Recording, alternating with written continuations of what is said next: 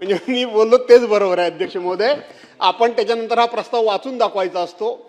अध्यक्ष महोदय, 293 वर आपण या ठिकाणी सभागृहामध्ये चर्चा करायला उभे आहोत आणि हा प्रस्ताव पूर्णपणे शेतकऱ्यांशी संबंधित अशा प्रकारचा प्रस्ताव आहे. मी सांगितलं की शेतकऱ्यांची या महाराष्ट्रामध्ये काही दैना आहे, शेतकऱ्यांचं काही विदारक अशा प्रकारची परिस्थिती आहे, सरकारचं शेतकऱ्यांच्याकडे किती दुर्लक्ष आहे याचं जिवंत उदाहरण म्हणून परवांच्या दिवशी 4 दिवसापूर्वी एक 65 ते 70 वर्षाची एक गृहिणी महिला, सहकार मंत्री आपण फार काय मनाला लावून घेऊ नये, परंतु आपल्याच जिल्ह्यातल्या आणि आपल्याच मतदारसंघातल्या सहकार मंत्र्यांच्या मतदारसंघातली एक गृहिणी डोक्यावर पदर घेऊन आपल्या नवऱ्याच्या खांद्यावर जोखड ठेवून, म्हणजे बैलाच्या जागी तिने नवऱ्याला जुंपलं गेलं आणि नवऱ्याला ती ते नांगर ओढायला, ते जोत ओढायला लावत होती. काय त्या माऊलीच्या मनाला काय वाटले असेल, किती वेदना झाली असतील, किती घरं पडली असतील. परंतु आमच्या सरकारला मात्र त्या संदर्भामध्ये काहीही देणं घेणं नाही. तो विषय गांभीर्यानं आमचे सहकारी नानाभाऊ पटोळे यांनी मांडला. मांडण्याची कदाचित पद्धत थोडी फारच आक्रमक होती. आपण त्यांना सस्पेंड केलं. दुसऱ्या दिवशी 97 अन्वये हा प्रस्ताव आम्ही या ठिकाणी आणला. आपण त्याला मान्यता दिली नाही आणि उद्या जो विरोधी पक्षाचा जो 293चा प्रस्ताव असतो त्या प्रस्तावाच्या माध्यमातून आपण सदनासमोर या, सरकारसमोर या अशा प्रकारचे माननीय अध्यक्ष महोदयांनी निर्देश दिले. आम्ही सकाळपासून वाट बघत होतो की 97चा प्रस्ताव, याचा अर्थ असा की सभागृहासमोरचं सगळं कामकाज बाजूला सारून त्या 97 अन्वये, नियम 97 अन्वये त्या प्रस्तावावर चर्चा सुरू करणं, याचाच अर्थ त्या प्रस्तावाचं गांभीर्य, याचाच अर्थ त्या प्रस्तावाची गांभीर्याने दखल सरकारनं किती घेतली आहे आणि त्या ज्याच्या बाबतीत ही दखल घेतली आहे त्याच्या बाबतीत त्या वर्गाला, त्या समूहाला त्या ठिकाणी संदेश जातो की आमच्या पाठीमागं कोणतरी आमच्या पाठीमागं उभं आहे, आम्हाला कोणाचा तरी आधार आहे. परंतु तशा प्रकारे काय आपण सरकार म्हणून त्या प्रस्तावाला, चर्चेला काही मान्यता दिली नाही आणि म्हणून आता आपण या प्रस्तावासमोर त्या संदर्भामध्ये आपण चर्चा करतो आहोत. अध्यक्ष महोदय, आपण या ठिकाणी प्रस्तावामध्ये सुरुवातीलाच म्हटलेलं आहे की आपण अनेक ठिकाणी म्हणजे मे महिन्यामध्ये अवेळी पाऊस पडला आणि हा अवेळी पाऊस पडल्यामुळं अनेक ठिकाणी नदे नाले हे भरून वाहिले. नदे नाले आपल्या त्या ठिकाणी प्रवाह आहेत किंवा त्या एकंदरीत ते नाल्यांची एकंदरीत म्हणजे प्रवाहाची हद्द आहे, ती हद्द ओलांडून त्यांनी अनेक ठिकाणी तो पाऊस प्रचंड प्रमाणामध्ये पडल्यामुळं अनेक ठिकाणी नद्यांचं पाणी पात्राबाहेर गेलं. अनेक ठिकाणी दरडी कोसळून संपूर्ण जनजीवन विस्कळीत झालं. केळी असतील, पेरू असतील, द्राक्ष असतील, डाळिंब असेल, धान म्हणजे भात असेल, कांदा असेल, या सगळ्या प्रकारच्या शेतीचं पुरेपूर वाटोळ या ठिकाणी लागलं आणि शेतकरी हा पूर्णपणे हवालदिल झाला. अध्यक्ष महोदय, हा पाऊस अवेळी पडला.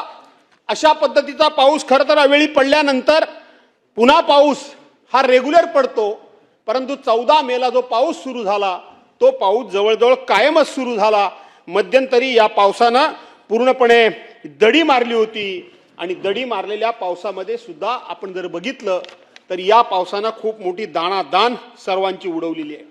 अध्यक्ष महोदय, आज आपण जर बघितलं तर 1 जानेवारी ते 31 मार्च 2025 पर्यंत या ठिकाणी 267 मराठवाड्यातल्या या आणि विदर्भातल्या शेतकऱ्यांनी आत्महत्या केल्या. 267 आत्महत्या विदर्भ आणि मराठवाड्यातल्या लोकांनी हे जानेवारी ते मार्च महिन्यापर्यंत केल्या आणि जवळजवळ गेले 15 वर्षभरामध्ये अनेक जवळजवळ हजारो शेतकऱ्यांनी अशा प्रकारच्या आत्महत्या केल्या.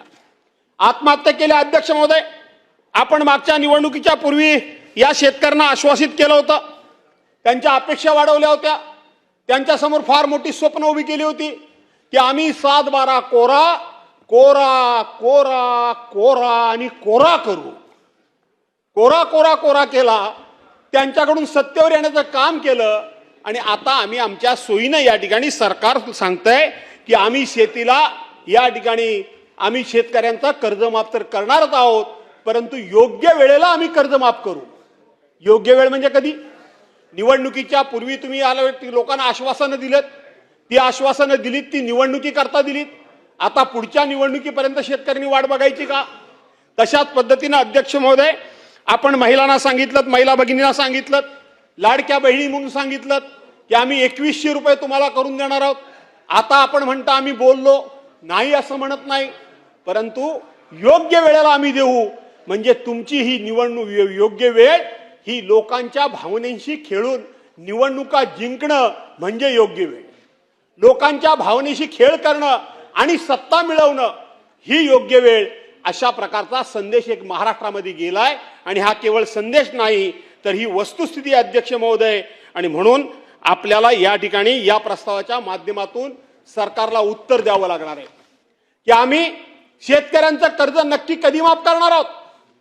आपली योग्य वेळ, ही योग्य वेळ म्हणजे ही वेळ कधी येणार आहे ही एकदा या महाराष्ट्रातल्या तमाम शेतकऱ्यांना आपल्याला सांगावं लागेल आणि शेतकऱ्यांना त्या ठिकाणी आश्वासित करावं लागेल.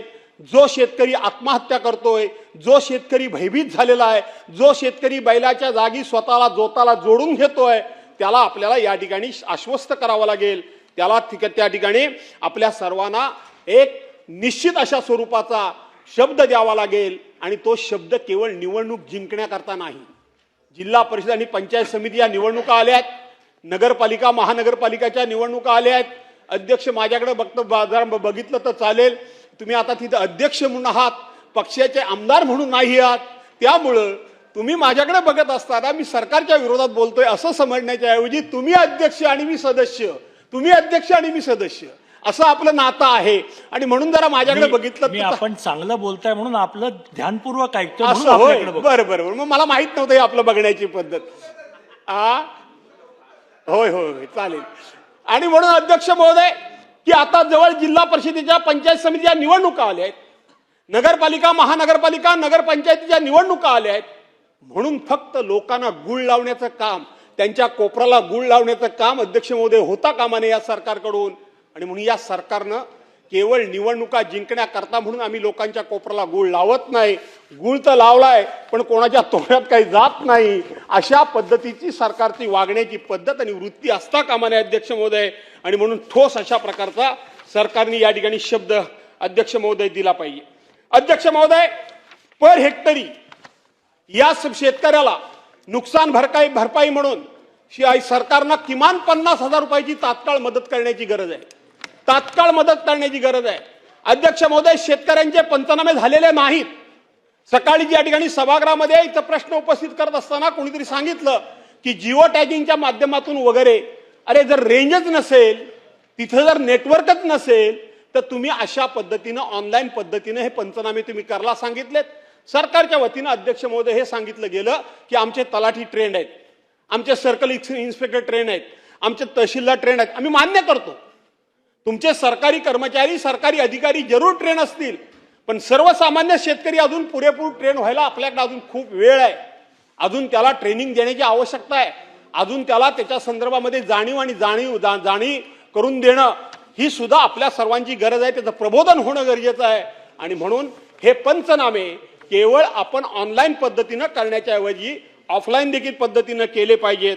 अशा प्रकारची माझी तुमच्या सर्वांच्याकडे मागणी आहे, सरकारच्याकडे मागणी आहे. त्याचबरोबर त्यांना हेक्टरी 50,000 रुपये अध्यक्ष महोदय नुकसान भरपाई देणं, सरसकट नुकसान भरपाई देणं हा सुद्धा सरकारनं निर्णय घेतला पाहिजे. त्यांची कर्जमाफी करणं हा सुद्धा सरकारनं निर्णय घेतला पाहिजे. सरकारनं म्हटलंय की आम्ही आता प्रत्येकाला सौर ऊर्जा पंपाच्या माध्यमातून या ठिकाणी वीज देणार आहोत. सौर ऊर्जा पंपाकरता लाखो लोकांनी त्या ठिकाणी पैसे भरलेले आहेत, लाखो लोकांनी. सर्वांना मिळते सौर ऊर्जा पंपाचं कनेक्शन? अध्यक्ष महोदय, असंच झालं. 1 रुपया पीक संरक्षण विमा योजना म्हणून 1 रुपयात आम्ही शेतकऱ्याचा पीक विमा उतरतोय असं सांगितलं गेलं. शेतकऱ्याकडून एक रुपया गोळा केला गेला आणि ज्या विमा कंपन्या आहेत सहकार मंत्री, त्या विमा कंपन्यांचं उखळ पांढरं झालं हे आता सरकारच कबूल करतंय. त्यावेळेला सरकारनं त्या 1 रुपया पीक विमा योजनेची खूप मोठ्या प्रमाणामध्ये भलावण केली, खूप मोठी स्वतःची पाठ स्वतःच्या हाताने थोपटून घेतली आम्ही कसा 1 रुपयामध्ये शेतकऱ्यांना या ठिकाणी विम्याची रक्कम देणार आहोत म्हणून सांगितलं, आणि शेवटी त्याच सरकारला या सभागृहामध्ये कबूल करावं लागलं की विमा कंपन्यांनी आम्हाला फसवलं. विमा कंपन्यांनी फसवलं. 1 रुपया आपण शेतकऱ्यांकडून घेतो, पण बाकीचे हप्त्याचे पैसे सरकार म्हणून देतो. सरकार म्हणजे कोण? सरकार म्हणजे तुम्ही आम्ही. सरकार म्हणजे सर्वसामान्य माणूस. सरकार म्हणजे सर्वसामान्य जनता. दिसायला जनतेच्या खिशातून 1 रुपया गेला असं वाटत असेल, परंतु हप्त्याची बाकीची रक्कम सुद्धा शेतकऱ्यांच्या खिशातूनच गेली. शेतकऱ्यांच्या खिशातून गेली. आज शेतकऱ्याला आपण सांगतो की 6,000 रुपये आपण तुम्हाला त्या ठिकाणी शेतकरी सन्मान योजना म्हणून आपण तुम्हाला निधी देतो. त्याच्याकडून आपण किती रुपये वसूल करतो? एखादी फवारणी करायची असेल, बी बियाणं घ्यायचं असेल, त्याला त्या ठिकाणी कुठलीही खतं घ्यायची असतील तर कमीत कमी 18% जीएसटी घ्यावी लागते. आज कुठलंही पीक घ्या, कुठलंही पीक घेतलं तर वर्षातून किमान 60,000 रुपये हेक्टरी खर्च हा शेतकऱ्याला फवारणी करता, बियाणा करता, खतान करता, मजुरी करता हा किमान 60,000 रुपये खर्च येतो. 18 कष्टोदरसे. मंत्री महोदय, आपण त्याच्याकडून एका शेतकऱ्याकडून एकराच्या मागं आपण जवळजवळ 11,000 रुपये घेतो. 11,000 रुपये आपण त्याच्याकडून घेतो. आपण काही त्याला फुकट देत नाही. आपण फक्त या ठिकाणी आव आणतो, आपण मोठमोठी प्रसिद्धी करतो, आपण मोठमोठे फलक लावतो. आता आपण तिथे बाहेर बोर्ड लावलाय सगळीकडे, अख्ख्या विधान भवनात बोर्ड आहेत. काय बोर्ड आहे अध्यक्ष महोदय? त्या ठिकाणी बोर्ड काय लावलेला आहे? चला घडवू विकसित महाराष्ट्र, विकसित महाराष्ट्र 2047 महाराष्ट्र व्हिजन डॉक्युमेंट. मला कळत नाही तुम्हाला की सगळ्या ठिकाणी ही जाहिरातबाजी करायची तुम्हाला काय एवढी गरज काय? एवढं चांगलं काम तुम्ही करता. कुठलंही वर्तमानपत्र हातामध्ये घेतलं ते 3-4 फोटो तेच. अरे नवीन तरी फोटो सेशन करा, जरा नवीन पद्धतीचे फोटो काहीतरी येऊ द्या. तेच फोटो, 3-4 फोटो. ती हातामध्ये कसली तरी घेतलेली ती पुस्तकं, खाली काहीतरी जाहिरात. प्रत्येक वर्तमानपत्राला लाखो करोड रुपयाच्या जाहिराती तुमच्या. त्याच्यानंतर तुम्ही त्या ठिकाणी योजना दूत निवडणुकीमध्ये नेमलेत. ह्या योजना तुम्हाला आपलं जे पब्लिसिटी डिपार्टमेंट आहे, त्या पब्लिसिटी डिपार्टमेंटचं हे काम आहे की सरकारी योजनांची पब्लिसिटी करणं, सरकारी योजनांची जाहिरातबाजी करणं, सरकारी योजना या सरकारच्या माध्यमातून सर्वसामान्य माणसाच्या घराघरापर्यंत पोहोचवणं त्या डिपार्टमेंटचं काम आहे. ते डिपार्टमेंट असताना तुमच्या ह्या रोज जाहिरातबाजी. असा एक दिवस नाही, असा टीव्हीचा एक चॅनल नाही की टीव्ही ऑन केला आणि तुमचे ते जाहिरातीचे फोटो दिसले नाहीत. असा एक दिवस नाही. ही जाहिरातबाजी पूर्वी सुद्धा काही कालावधी करता व्हायची, काही होत नव्हती असं मी म्हणणार नाही, पण त्याला काहीतरी टाइम लिमिट होतं, त्याला काहीतरी ठराविक एक कालमर्यादा होती. त्या जाहिरातबाजीला काही ना काहीतरी शेवटी मर्यादा असायच्या. रोज आता प्रत्येक वर्तमानपत्र, प्रत्येक चॅनलवर तुमची जाहिरात आहे. आणि म्हणून तुमचं हे व्हिजन डॉक्युमेंट, एका शेतकऱ्यानं आपल्या खांद्यावर नांगर घ्यावा आणि नांगर घेऊन त्यांनी त्या ठिकाणी नांगर ओढावा आणि त्याच्या पत्नीनं तो नांगर हाकावा, हे तुमचं व्हिजन डॉक्युमेंट, हे तुमचं व्हिजन, ही तुमची शेतकऱ्यांबद्दलची कणावा, ही तुमची शेतकऱ्याबद्दलचा कळवळा, हे तुम्हाला शेतकऱ्याबद्दलचं प्रेम. अशा पद्धतीनं जाहिरातबाजीनं निवडणुका जिंकता येतात, परंतु राज्याची प्रगती, देशाची प्रगती अशा जाहिरातबाजीनं होत नसते. सर्वसामान्य माणसाच्या दुःखाच्या जाहिरातीबाजी करून चालत नाही, तर सर्वसामान्य माणसाच्या सुखदुःखाशी समरस व्हावं लागतं. आणि जो समरस होतो त्यालाच सर्वसामान्य माणसाच्या समस्या कळतात आणि तोच सर्वसामान्य माणसाच्या समस्या सोडवू शकतो. त्यामुळे पहिल्यांदा आपल्याला सर्वसामान्य माणसाच्या सुखदुःखाशी समरस व्हायला पाहिजे, ही माझी आपल्याला विनंती आहे. अध्यक्ष महोदय, मी कोकणातून आलो. कोकणाच्या बाबतीत बोलत असताना अध्यक्ष महोदय मला सांगितलं पाहिजे की यंदा 14 मेला पाऊस पडला. साधारणपणे अध्यक्ष महोदय 25 मेला इथं आमच्या ताई बसल्यात, आपल्याकडे रोहिणी सुरू होते 25 मेला, आणि 25 मेला आपल्या कोकणामध्ये पेरणी सुरू होते. पेरणी 25 मेला सुरू होते, मुहूर्त होतो. पण यंदा मुळातच पाऊस पडला तो 14 मेला पडला. 14 मेला अध्यक्ष महोदय पाऊसच इतका पडला की जिकडे तिकडे पाणी झालं. नदी नाल्यात तमाम भरले. तमाम भरून गेले अध्यक्ष महोदय नदी नाले. कोकणामध्ये एकच पिकी शेती आहे, दुबार शेती नाही. सरकारने जरी खतं दिली, बियाणं दिली, सरकारने कितीही मदत केली तरी दुसऱ्यांदा कोकणामध्ये पेरणी होत नाही. पेरणी करायला चान्सच नाही. सरकारने कितीही मदत करायचं म्हटलं तरी सुद्धा कर्ज कोकणातले लोक घेतच नाही. त्यामुळे त्यांच्या हप्त्यांचं रिशेड्युलिंग वगैरे होण्याचा प्रश्नच उद्भवत नाही. आणि म्हणून अध्यक्ष महोदय, यंदा कोकणामध्ये हे पाऊस अचानक पडला, नंतर 15 दिवस पाऊस गेला, थोडीशी पेरणी आम्ही केली नाही अशातला भाग नाही. माझी सुद्धा वेळेवर लावणी व्हायची, ती अजून लावणी झाली नाही. उद्यापासून मी जाणार आहे लावणीवर पुढचे 2-4 दिवस. हे नंतर अधिवेशन, नंतर बाकीचं सगळं, कारण मला माझी शेती केली पाहिजे. दुसरं खायचं काय, आणि शेतातलं तुम्ही धान्य खातो हे सगळ्यांना माहिती आहे. आणि म्हणून अध्यक्ष महोदय, त्याला दुबार पेरणी करता म्हणून काहीही चान्स नाही, त्याला मदत करा. दुसरी गोष्ट अध्यक्ष महोदय, कोकणामधला आंबा, फणस, काजू हे साधारणपणे खऱ्या अर्थानं पूर्वी जो आंबा येतो तो काहीतरी कल्टार बिल्टार सारखं केमिकल वगैरे टाकून तो पिकवलेला आंबा असतो. पण जी पूर्वीची पिढीजात जी झाडं आहेत, वाडवडिलांनी पूर्वी जुनी लावलेली झाडं आहेत, या झाडांचा खरा ओरिजिनल आंबा कुठल्याही प्रकारचं खत न घालता, कुठल्याही प्रकारची फवारणी न करता जो आंबा पिकतो तो एप्रिलच्या शेवटच्या आठवड्यापासून आणि मेच्या पहिल्या आठवड्यापासून तो पिकायला लागतो. यंदा 14 मेलाच पाऊस पडला. आंबा जो होता नव्हता, मध्ये पाऊस पडला त्यामुळे त्याचा मोहर गेला, अतिउष्णता झाली म्हणून त्या मोहर करपला. आणि म्हणून अध्यक्ष महोदय, त्या आंबा बागायतदाराला सुद्धा आंबा मिळाला नाही.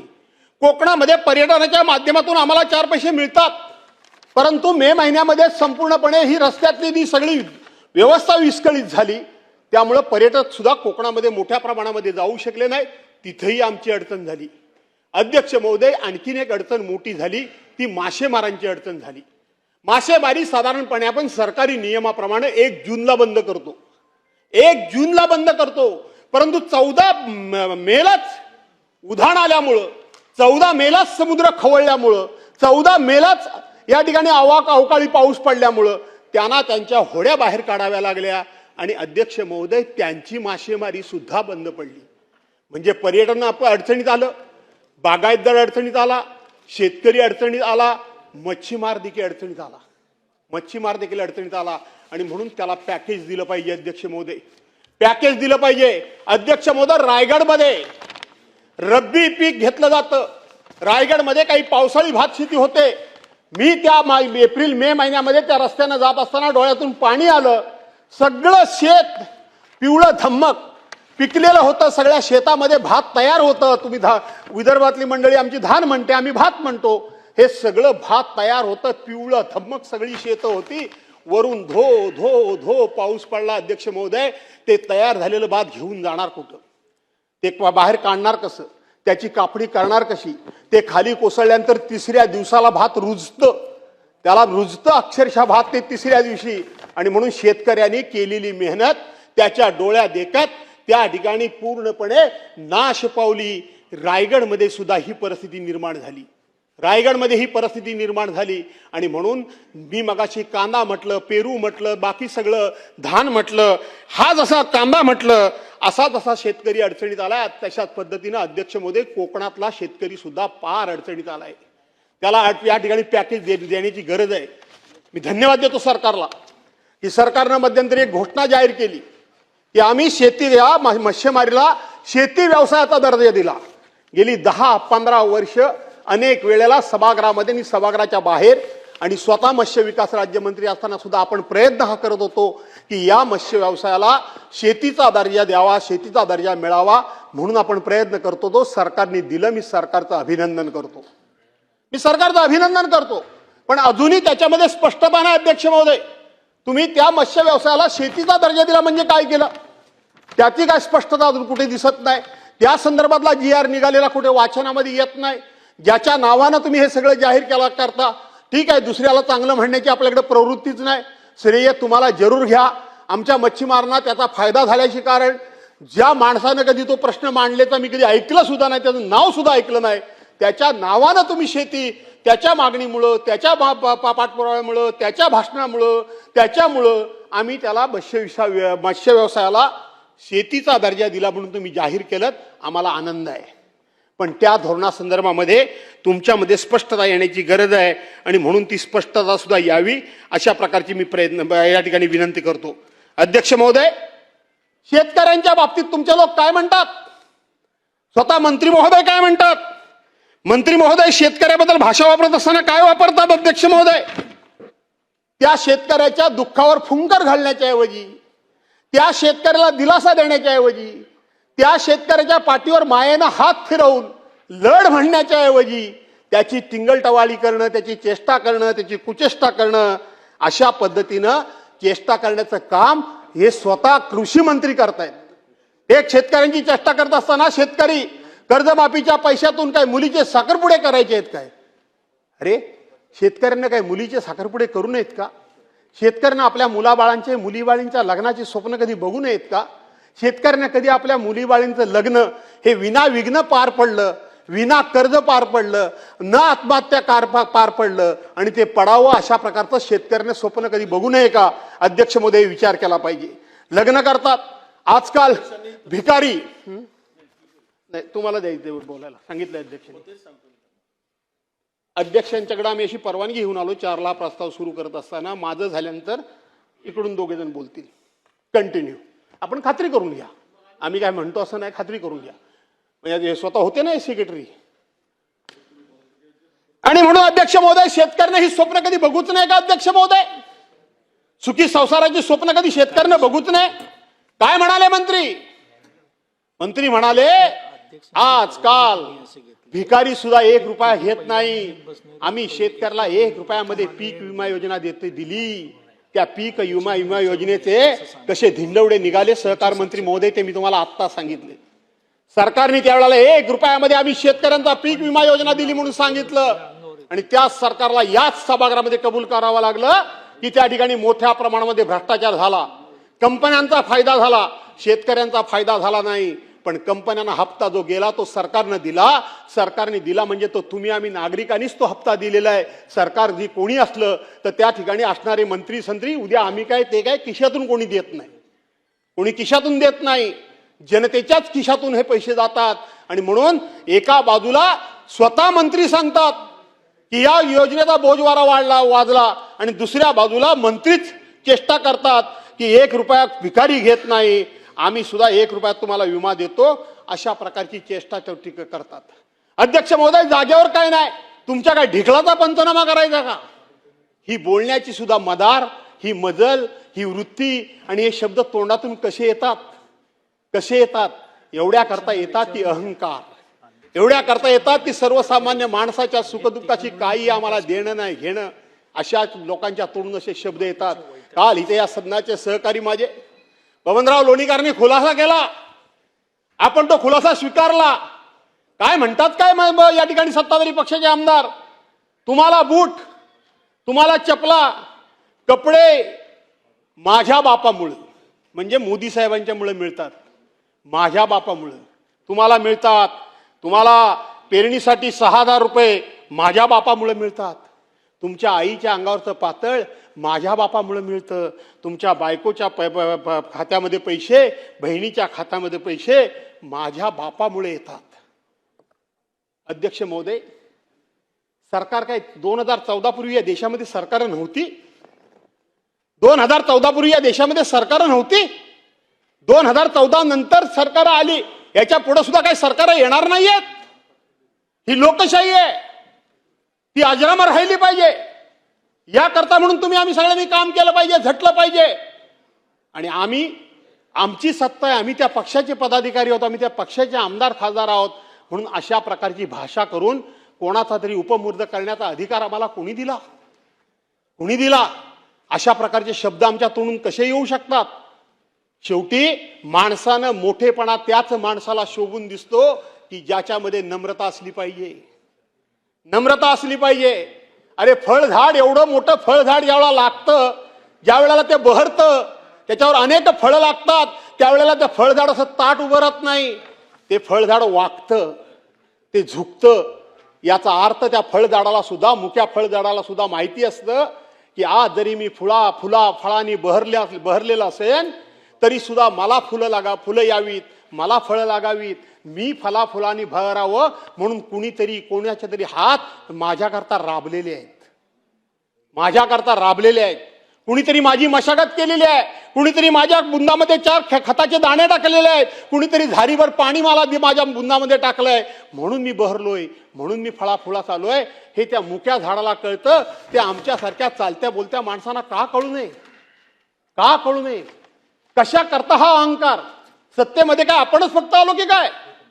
यापूर्वी देखील अनेक लोक होऊन गेले, याच्यानंतर देखील होणार आहेत. हे लक्षात ठेवा तुम्ही, हे लक्षात ठेवा. हे लक्षात आपण सर्वांनी ठेवलं पाहिजे. म्हणून मी म्हटलं की लागत्या फळाच्या झाडाप्रमाणे सत्ताधाऱ्यांनी नम्र असलं पाहिजे, नम्र असलं पाहिजे. खोपडे सरकार, तुम्ही या सभागृहामध्ये इकडे पण बसत होतात, इकडे आम्हीही बसत होतो. इकडे नाताभाऊ खडसे होते, विरोधी पक्ष नेते, बरोबर आहे. बाजूला सुधीर भाऊ बसलेले असायचे, त्याच्या बाजूला गिरीश भाऊ बसलेले असायचे, त्याच्या बाजूला गिरीश भाऊ बापट बसलेले असायचे, बरोबर आहे. आणि इकडे देवेंद्रजी बसलेले असायचे, त्याच्या बाजूला गिरीश भाऊ बापट बसलेले असायचे. हे काँग्रेसवाले हे मंत्रिमंडळामध्ये होतो, आम्ही मंत्रिमंडळामध्ये होतो. मी सुद्धा कधी कधी एक्साइट व्हायचो. इतकं हे लोक बोलायचे, आज एक शब्द ऐकून घेत नाहीत तुम्ही. इतकं बोलायचे, सरकारला एवढे अस्लाद्य शब्द वापरायचे. शिवीगाळा शब्द मी वापरत नाही, मी अस्लाद्य वापरतोय.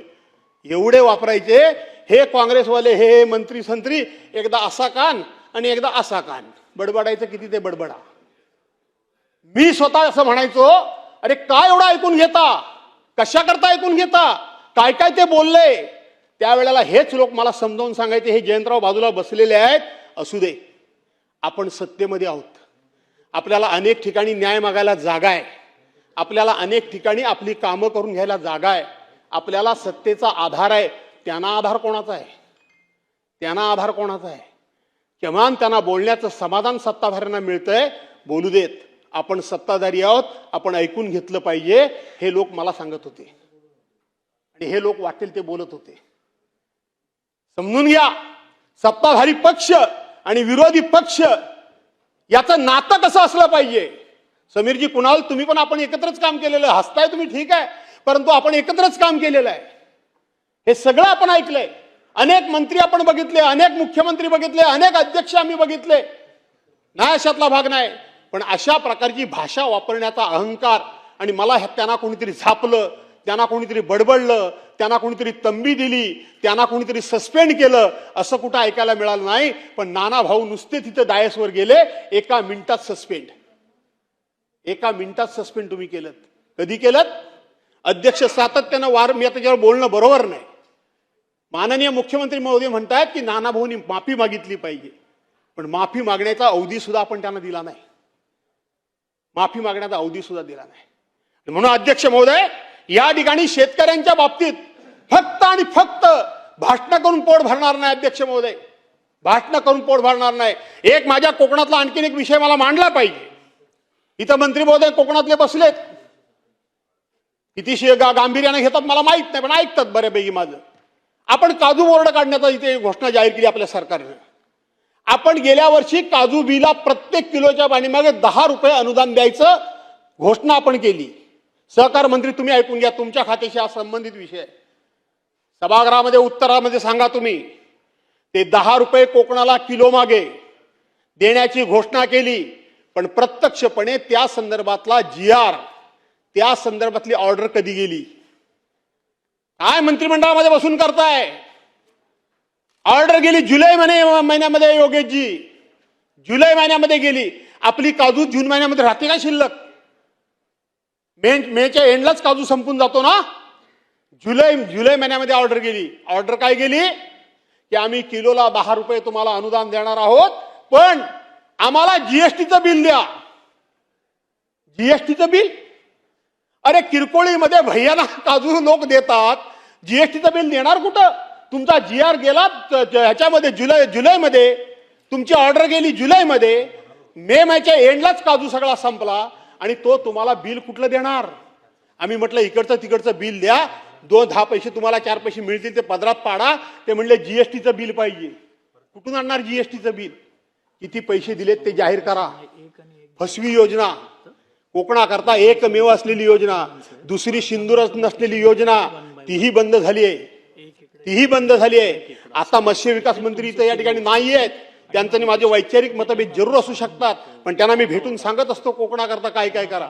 तुम्ही मत्स्य शेती जाहीर केले, तुम्ही केलेत, तुम्हाला श्रेय देऊ द्या का न देऊ दे तो भाग वेगळा, पण कोकणाकरता त्या मत्स्य शेती म्हणून त्याचं स्वरूप काय असणार त्या संदर्भामधली एकदा स्पष्टता या ठिकाणी येणं गरजेचं आहे. मच्छीमारांच्या घराखालच्या जमिनी नावावर करण्याकरता 10-11 वर्ष मीच घालवली. आता ती जी सुरुवात झालेली आहे त्याचीही पूर्तता करा. अध्यक्ष महोदय, ही तुम्हाला विनंती करतो. आणि त्याचबरोबर आपण इथं सरकारची अवस्था काय आहे शेतकऱ्यांच्या प्रती आणि ह्या राज्यामध्ये सरकारचं काय दिवाळं वाजलंय आणि हा सरकार किती अशा पद्धतीनं शेतकऱ्यांच्या जीवाशी खेळतंय त्याचाच एक रिपोर्ट आज लेखी स्वरूपामधला. अध्यक्ष महोदय, तुम्ही पण प्रश्नावली हातामध्ये घ्या. आजच्याच प्रश्नावलीमध्ये सरकारनं लिखित स्वरूपामध्ये या ठिकाणी प्रश्न क्रमांक 29 या विकास ठाकरे आणि बाकीचे सदस्य आहेत त्यांनी विचारलेल्या प्रश्नाला या ठिकाणी मंत्री महोदयांनी उत्तर दिलंय की होय होय राज्यात 1,82,433 कुपोषित बालकं आढळली. हे तुमच्या सरकारचं लिखित उत्तर आहे. ही तुमच्या सरकारची खरी खरी खरी वस्तुस्थिती आणि हे सरकारचं खरं रूप आणि स्वरूप आहे. रूप आणि स्वरूप आहे.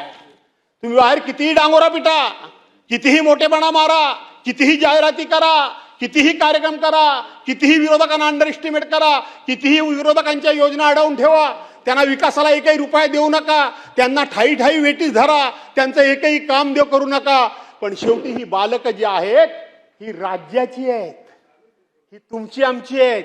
तुम्ही राज्याचे ट्रस्टी आहात, तुम्ही राज्याचे मायबाप आहात. मायबाप सरकार म्हटलं जातं. मायबाप सरकारनं मायबाप या दोघांची भूमिका आणि जबाबदारी काय असते ही समजून, कर्तव्य काय असतात ही समजून घेण्याची गरज आहे. मी हे डिटेल्स मध्ये सांगत नाही, परंतु आपण स्वतःहून कबूल केलंय की राज्यात 1,82,443 कुपोषित बालकं आढळली असून बाकीची गंभीर बालकं 30,800 आहेत. सकाळी इथं आरोग्याच्या विषयावर बरेच प्रश्न झाले. आरोग्याच्या बाबतीत आम्ही सातत्यानं सांगत होतो की सगळे सभागृहातले सदस्य, कोणी एकटा असं मी म्हणत नाही, आणि म्हणून सातत्यानं सभागृह सांगत होतं की या राज्यातली आरोग्याचे 3-13 वाजलेले आहेत. त्याचं हे बोलकं उदाहरण आहे. आणि हा तुम्ही दिलेला लिखित स्वरूपाचा दस्तऐवज आहे, हा माझ्या हातातला दस्तऐवज नाही. आणि म्हणून यावरून हे सरकार शेतकऱ्यांच्या विरोधात कसं आहे, हे सरकार स्वतःच्या लोकांकरता कसं काम करताय आणि सर्वसामान्य माणसाकरता काम कसं करत नाही त्याचं हे जिवंत उदाहरण आहे. यापेक्षा फार काय मला बोलायची आवश्यकता वाटत नाही. आणि म्हणून 2-4 मुद्दे मी या ठिकाणी मांडले की आपण हेक्टरी 50,000 रुपयाची मदत ही शेतकऱ्यांना नुकसान भरपाई करता करा. त्या रायगडमध्ये सगळं भिजलेलं भात, कोकणामध्ये त्या ठिकाणी न झालेली पेरणी, मासेमारी, पर्यटन व्यवसाय, फळबागा ह्या उद्ध्वस्त झाल्या, त्यांना पॅकेज द्या.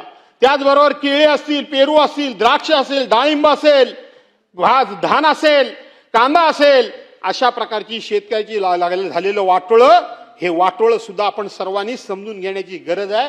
आणि म्हणून त्यांना मदत करा.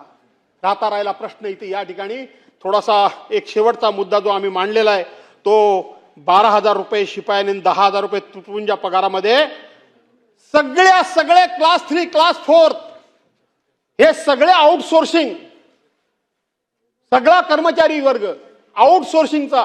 एका बाजूला मराठा समाजाला आरक्षण आम्ही देणार काय, ओबीसी मध्ये आम्ही कोण काय त्याच्यात दाखल करणार नाही, आणि 17 इतर जाती दाखल केल्या, 1% त्यांचा आम्ही करू देणार नाही. आम्ही जातीला आरक्षण मिळावं म्हणून भांडतोय. आणि ज्या जातीचा शेवटचा टप्पा आणि शेवटच्या नोकऱ्या, ह्या नोकऱ्या सरकारने पूर्णपणे संपवलेल्या आहेत. या नोकऱ्या सरकारने पूर्णपणे संपवलेल्या आहेत. या नोकऱ्या सगळ्या आउटसोर्सिंगच्या माध्यमातून सरकारने या ठिकाणी भरायचं काम सपाट्यानं सुरू केलेलं आहे. आणि म्हणून सगळ्यांनी सावध राहण्याची गरज आहे. हा सगळा फक्त या ठिकाणी ह्या बोटावरची थुंकी त्या बोटावर खेळवण्याचं काम सरकार करतंय. आणि म्हणून पुन्हा एकदा मी तुम्हाला सांगतो, सिक्युरिटी बोर्डाचं सुद्धा 3-13 वाजलेत. आज सकाळी एक प्रश्न होता, त्या प्रश्नावर आपण जाऊ म्हणून विचार केला होता पण त्या प्रश्नापर्यंत आपण पोहोचलो नाही. माथाडी कामगारांच्या संदर्भातला प्रश्न होता. खरं सांगायला गेलं ज्या ठिकाणी आस्थापना असते त्या ठिकाणी माथाडी कामगार असला पाहिजे नियमाप्रमाणे. पण आमच्या कोकणामध्ये एवढा मोठा इंडस्ट्रियल एरिया आहे, एवढा मोठा इंडस्ट्रियल एरिया आहे. काय करतं काय माथाडी कामगार बोर्ड, काय करतं काय सिक्युरिटी बोर्ड? सिक्युरिटी बोर्डाच्या माध्यमातून त्या ठिकाणी सिक्युरिटी गार्ड घेतले पाहिजेत, परंतु प्रायव्हेट कुठली तरी एजन्सी नेमायचे, त्यांचे गार्ड घ्यायचे आणि आमच्या स्थानिक पोरणा किमान सिक्युरिटी गार्डचं सुद्धा काम जमणार नाही. असं कुठं झालंय? सिक्युरिटी गार्डचं सुद्धा ते काम जमू शकतं. आणि म्हणून या सगळ्या बाबतीत सरकारनं सामान्य माणूस नजरेसमोर ठेवून आजपर्यंतची जी राज्य आम्ही बघितली, तो कॉमन मॅन, सामान्य माणूस नजरेसमोर ठेवून योजना आखल्या गेल्या, नजरेसमोर ठेवून. आता अदानी, अंबानी अशा प्रकारचे लोक नजरेसमोर ठेवून योजना आखल्या जात आहेत, घोषणा मोठ्या मोठ्या केल्या जात आहेत. Digital India, make in India, stand up India, sit down India वगैरे वगैरे वगैरे वगैरे. कुठे आहे सगळं? कुठे आहे सगळं? राज्यामध्ये आज किती पोरं बेकार आहेत, बेकारीची संख्या काय आहे, याचा विचार आपण सर्वांनी मिळून करण्याची गरज आहे. आणि म्हणून सामान्य माणूस जगाबरोबर आपण गेलं पाहिजे, जगाबरोबर स्पर्धेमध्ये आपण उतरलं पाहिजे. जगाच्या बरोबरीनं जायचं असेल तर जगातली प्रत्येक ऍडव्हान्स टेक्नॉलॉजी आपण अडॉप्ट केली पाहिजे, याच्याशी काही दुमत असण्याचं कारण नाही. पण हे करत असताना सामान्य माणूस काय करणार, सामान्य माणसाचं काय होणार, सामान्य माणसाचा राडघाडगं, संसाराचं राडघाडगं कसं चालणार, याचा विचार जर करायचा असेल तर शेतकऱ्याच्या मागे तुम्हाला उभं राहावं लागेल, कामगाराच्या मागे तुम्हाला उभं राहावं लागेल. अशा प्रकारची या ठिकाणी विनंती करतो. पुन्हा एकदा आपल्या सर्वांना, यानंतर माझे सहकारी या ठिकाणी बोलणारच आहेत. 2024 मध्ये 3588 मृत्यू झालेत, 20 वर्षात जवळजवळ 72,000 मृत्यू झालेत. त्या संदर्भामध्ये सुदैवानं मी त्याच्यात मोठेपणा सांगत नाही की ज्या कोकणाचं आम्ही प्रतिनिधित्व करतो त्या कोकणामध्ये ही आत्महत्या करण्याची वगैरे काही लागण अद्यापपर्यंत लागलेली नाही. पण योगेशजी, तुम्ही गृह राज्यमंत्री आहात, तुम्ही माहिती घ्या, आपल्या रत्नागिरी जिल्ह्यामध्ये सुद्धा, सिंधुदुर्गामध्ये सुद्धा एखादी घटना घडली असं माझ्या वाचनात आहे, मी कन्फर्म नाही, परंतु आपल्या रत्नागिरी जिल्ह्यात सुद्धा यंदा 3-4 आत्महत्या झाल्या. त्या 3-4 सुद्धा जसं इकडच्या भागामध्ये तसंच त्या भागामध्ये आपल्याकडं हताश होऊन खिशामध्ये पत्र लिहून ठेवलं की कर्जबाजारीपणामुळं, शिक्षण घेऊन नोकरी नसल्यामुळं, शिक्षण घेऊन लग्न कार्य होत नसल्यामुळं, शिक्षण घेऊन मी माझ्या आई वडिलांना कुठेही मदत करू शकत नसल्यामुळं मी हताश होऊन आत्महत्या करतोय. अशा 3-4 आत्महत्या सुद्धा आपल्याकडे झालेल्या आहेत. मी त्या आत्महत्या झाला असं अजूनही म्हणायला तयार नाही, पण तरी सुद्धा तुम्ही गृहराज्यमंत्री आहात, माहिती घ्या, तुमची ही जबाबदारी बनते की अशा पद्धतीने जर कोणतरी निराश होऊन, हताश होऊन जर या निर्णयाप्रत जात असेल तर आपल्याला समाज प्रबोधन करावं लागेल. आपल्याला त्या ठिकाणी तू अशा पद्धतीने आत्महत्या करू नकोस. जीवनामध्ये संघर्ष अनेकांच्या वाट्याला येतो, का आपल्याच वाट्याला येतो अशातला भाग नाही. तो संघर्ष आपण करू, परंतु असं सहजासहजी त्या संघर्षाच्या पुढे आपण गुडघे टेकून आत्महत्या करणार नाही. हा आत्मविश्वास त्याच्या मनामध्ये जागवावा लागेल. आणि म्हणून ही जबाबदारी आपली आहे. आपण केवळ राजकारणाकरता एकमेकांवर आरोप टीका करणं त्या तेवढ्या पुरेशा ठीक आहेत, पण कायमस्वरूपी त्याच्यात अडकून पडू नका. तरुण आहात, तुम्हाला जर भवितव्य तुमचं घडवायचं असेल तर ह्या ठिकाणी आरोपातून तुमचं काही भवितव्य घडण्यातलं नाही. मी तुम्हाला आजच सांगून टाकतो, काहीतरी विधायक काम करा, चांगलं काम करा, जे आपल्या कोकणाच्या फायद्याचं आहे, आपल्या कोकणाच्या हिताचं आहे. राज्याचे तुम्ही मंत्री आहात हे मला माहितीच आहे, पण आता मंत्री राज्याचा कुठला कपाळातला राहिलाय, आता जिल्ह्यातला सुद्धा मंत्री राहिला नाही, आता स्वतःच्या मतदारसंघाचाच मंत्री राहिलाय प्रत्येक जण. हा प्रत्येकाला अनुभव असेल आणि म्हणून तुम्ही सुद्धा त्या संदर्भामध्ये विचार करावा, अशा प्रकारची विनंती करतो. आणि ह्या 293च्या माध्यमातून या सरकारनं अहंकार सोडावा, मुजोरी सोडावी, शेतकऱ्यांचा उपमर्द करणं सोडावं, शेतकऱ्यांना नांगराला जुंपण्याचं पाप या सरकारनं करू नये, शेतकऱ्यांना मदत करावी आणि शेतकऱ्यांचे आशीर्वाद घ्यावेत, अशा प्रकारचा आग्रह करून मी माझे विचार थांबवतो. जय हिंद, जय महाराष्ट्र. लोकशाही मराठी ऐका, पहा, जागरूक रहा.